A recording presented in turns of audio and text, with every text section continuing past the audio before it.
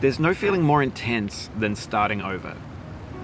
If you deleted your homework the day before it was due, as I have, or if you left your wallet at home and you have to go back after spending an hour in the commute. If you won some money at the casino and then put all your winnings on red but it came up black. If you got your best shirt dry cleaned before a wedding and then immediately dropped food on it. If you won an argument with a friend and then later discovered that they just returned to their original view. Starting over is harder than starting up. If you're not ready for that, like if you've already had a bad day, then what you're about to go through might be too much. Feel free to go away and come back. I'll be here. Alright, thanks for coming with me on this trip. I'll understand if you have to take a break at any point. Just find a safe place to stop and quit the game. And don't worry, I'll save your progress, always, even your mistakes. This game is a homage to a free game that came out in 2002, titled Sexy Hiking. The author of that game was Jazzuo, a mysterious Czech designer who was known at the time as the father of B games. And B games are rough assemblages of found objects. Designers slap them together very quickly and freely, and they're often too rough and unfriendly to gain much of a following. They're built more for the joy of building them than as polished products. In a certain way, Sexy Hiking is the perfect embodiment of a B game. It's built almost entirely out of found and recycled parts, and it's one of the most unusual and unfriendly games of its time. In it, your task is simply to drag yourself up a mountain with a hammer. And that act of climbing, in the digital world or in real life, has certain essential properties that give the game its flavor. No amount of forward progress is guaranteed. Some cliffs are too sheer or too slippery. And the player is constantly, unremittingly in danger of falling and losing everything. Anyway, when you start Sexy Hiking, you're standing next to this dead tree that blocks the way to the entire rest of the game. It might take you an hour to get over that tree, and a lot of people never got past it. You prod and you poke at it, exploring the limits of your reach and your strength, trying to find a way up and over. And there's a sense of truth in that lack of compromise. Most obstacles in video game worlds are fake. You can be completely confident in your ability to get through them once you have the correct method or the correct equipment or just by spending enough time. In that sense, every pixelated obstacle in Sexy Hiking is real. The obstacles in Sexy Hiking are unyielding, and that makes the game uniquely frustrating. But I'm not sure Jazzuo intended to make a frustrating game. The frustration is just essential to the act of climbing, and it's authentic to the process of building a game about climbing. A funny thing happened to me as I was building this mountain. I'd have an idea for a new obstacle, and I'd build it, test it, and it would usually turn out to be unreasonably hard. But I couldn't bring myself to make it easier. It already felt like my inability to get past the new obstacle was my fault as a player rather than as a builder. Imaginary mountains build themselves from our efforts to climb them, and it's our repeated attempts to reach the summit that turns those mountains into something real. When you're building a video game world, you're building with ideas, and that can be like working with quickset cement. You mold your ideas into a certain shape that can be played with, and in the process of playing with them, they begin to harden and set until they're immutable, like rock. And at that point, you can't change the world. Not without breaking it into pieces and starting fresh with new ideas. For years now, people have been predicting that games would soon be made out of prefabricated objects, bought in a store and assembled into a world. And for the most part, that hasn't happened, because the objects in the stores are trash. I don't mean they look bad or that they're badly made, although a lot of them are. I mean they're trash in the way that food becomes trash as soon as you put it in the sink. Things are made to be consumed and used in a certain context, and once the moment is gone, they transform into garbage. In the context of technology, those moments pass by in seconds. Over time, we've poured more and more refuse into this vast digital landfill that we call the internet. It now vastly outnumbers and outweighs the things that are fresh and untainted and unused. When everything around us is cultural trash, trash becomes the new medium, the lingua franca of the digital age. And you can build culture out of trash. But only trash culture. B games, B movies, B music, B philosophy. Maybe this is what digital culture is.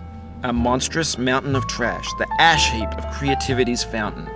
A landfill with everything we ever thought of in it. Grand, infinite, and unsorted.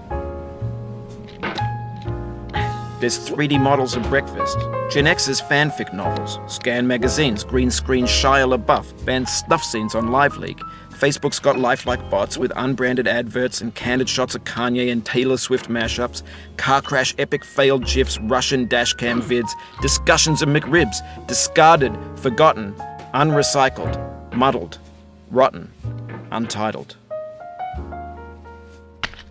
Everything's fresh for about 6 seconds, until some newer thing beckons, and we hit refresh.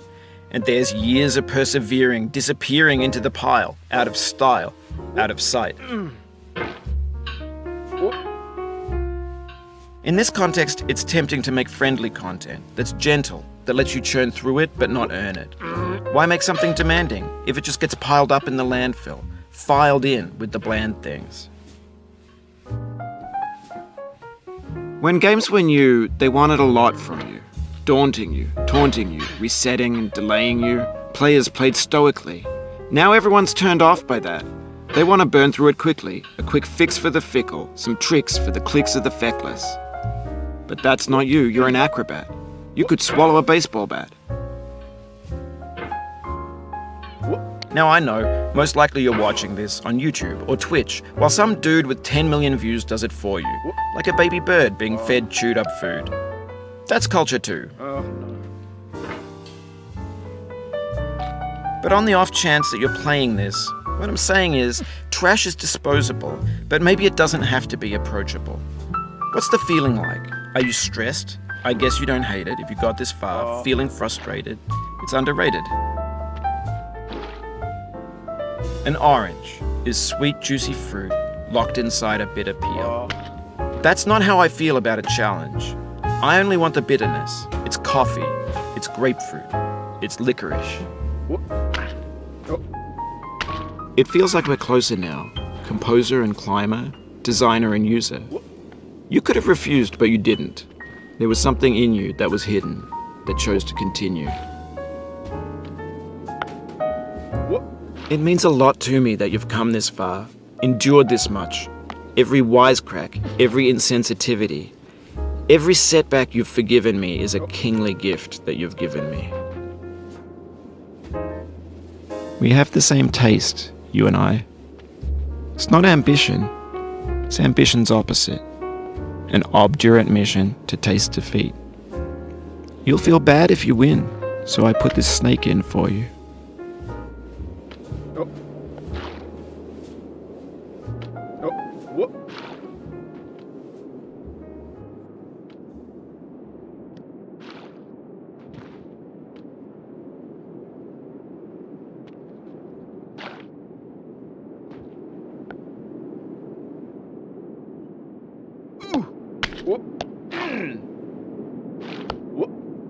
Oh, you just lost a lot of progress. That's a deep frustration, a real punch in the gut.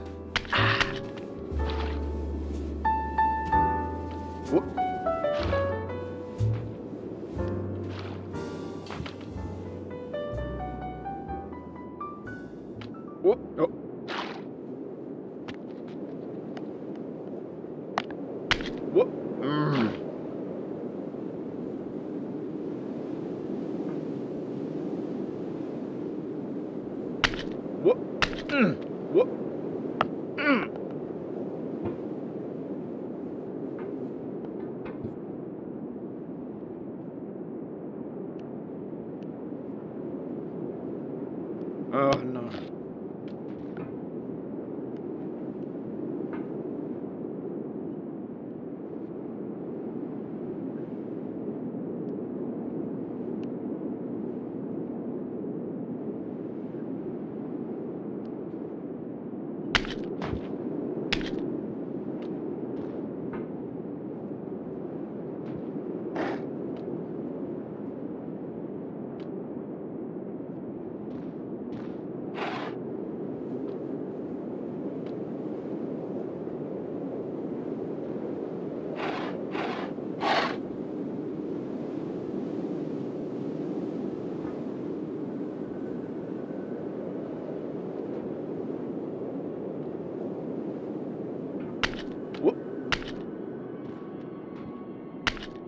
Have you thought about who you are in this?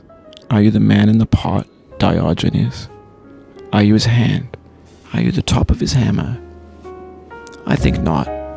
Where your hand moves, the hammer may not follow, nor the man, nor the man's hand. In this you're his will, his intent, the embodied resolve in his uphill ascent.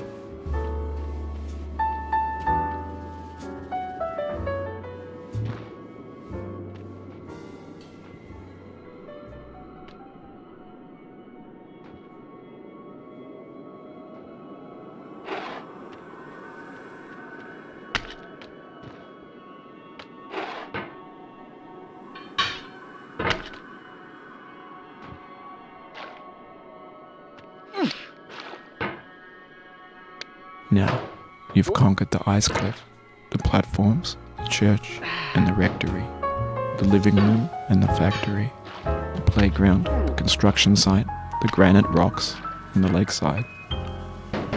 You've learned to hike. There's no way left to go but up, and in a moment I'll shut up. But let me say, I'm glad you came.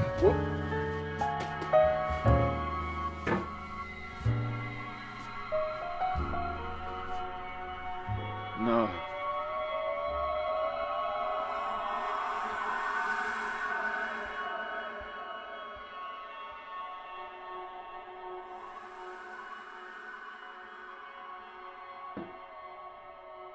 What? I dedicate this game to you, the one who came this far. I give it to you with all my love.